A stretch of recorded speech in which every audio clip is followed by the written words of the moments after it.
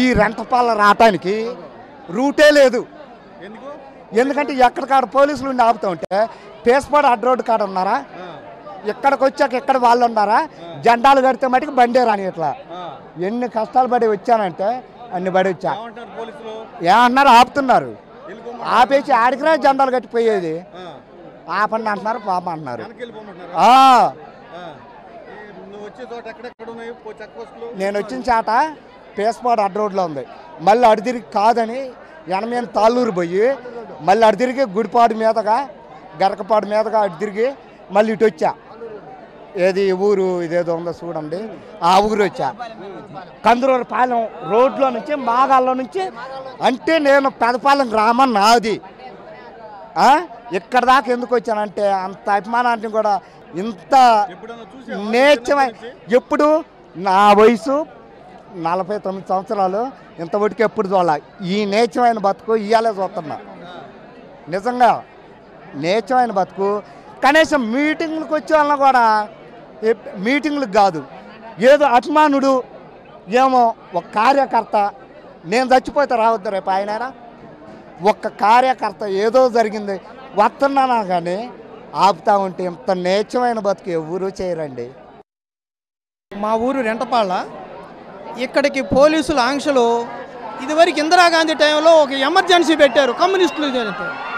ఈనాడు ఈ రాష్ట్రంలో చంద్రబాబు నాయుడు ఎమర్జెన్సీ కాడికి ఎక్కువ తలపిస్తుంది అనమాట. ఇది చూస్తుంటే ఇప్పుడు ఒక కుటుంబంలో మనిషి చనిపోయినప్పుడు ఆ కుటుంబాన్ని ఓదార్చడానికి ముఖ్యమంత్రిగా చేసిన మాజీ ముఖ్యమంత్రి జగన్మోహన్ రెడ్డి గారు వస్తుంటే ఇన్ని ఆంక్షలు పెట్టాలా?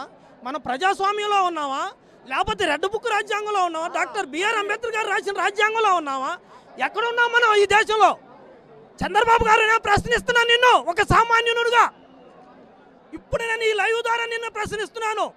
నువ్వు ప్రజల ఓట్ల ద్వారాగా గెలిచి ఉన్నావా లేదా ఈవీఎంల ద్వారాగా గెలిచి ఉన్నావా అని నిన్ను ప్రశ్నిస్తున్నా. పవన్ కళ్యాణ్ గారు నిన్ను నేను ప్రశ్నిస్తున్నా. నారా లోకేష్ గారు నిన్ను నేను ప్రశ్నిస్తున్నా. ఒక సామాన్య మానవుడుగా నన్ను ఏం చేసుకున్నా భయం లేదు, నన్ను జైలు దేశపోయినా భయం లేదు. నా కుటుంబం మేము అందరూ మూటలు కట్టుకొని జైలుకి రావడానికి సిద్ధంగా ఉన్నాం.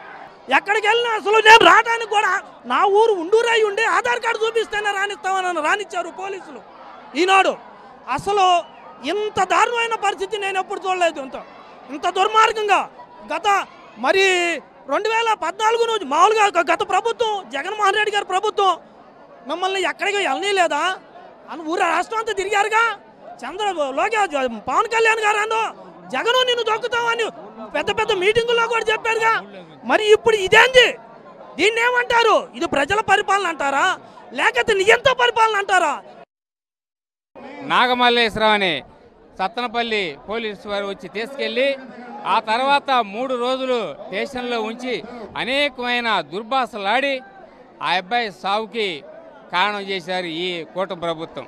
ఈరోజు మరి జగన్మోహన్ రెడ్డి గారు ఆ కుటుంబాన్ని ఓదార్చడం కోసమయ్యి ఈ రెంటపాళ్ళ గ్రామం వస్తుంటే ప్రతి పోలీసు వారు గొందిన సందున ఊళ్ళో ఆడ మహిళలను కూడా రానియకుండా ఆధార్ కార్డు చూపించి దారుణంగా చేస్తున్నారు. ఇది ఇంత దారుణం మరి ఎక్కడా జరగదు, ఏ రాష్ట్రంలో జరగదు.